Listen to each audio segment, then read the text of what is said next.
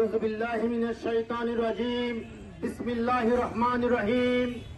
আজকের এই স্বাধীনতার প্রথম বর্ষপূর্তি উপলক্ষে আয়োজিত রাঙ্গুনিয়া জামাত ইসলামের পক্ষ থেকে এই গণমিছিলের সম্মানিত প্রধান অতিথি রাঙ্গুনিয়ার গণমানুষের নেতা, রাঙ্গুনিয়া থেকে আগামী সংসদ নির্বাচনে জামাত ইসলামের মনোনীত প্রার্থী জনাব অধ্যক্ষ মাওলানা আমিরুজ্জামান সাহেব এবং সম্মানিত অতিথি মন্ডলী, সম্মানিত সুধী মন্ডলী এবং রাঙ্গুনিয়ার সর্বস্তরের জনগণ, আসসালামু আলাইকুম রহমতুল্লাহ।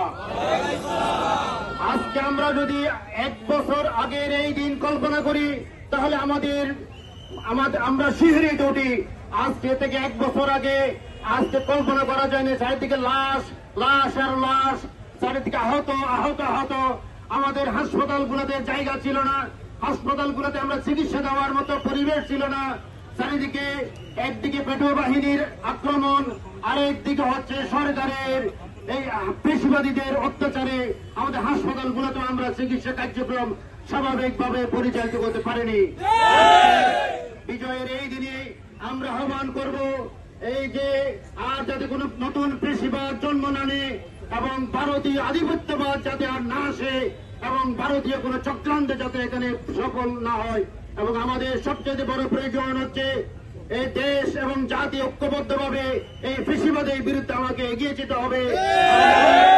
কিছুতেই ওই ঐক্যবদ্ধতা বিনষ্ট করতে দেব না।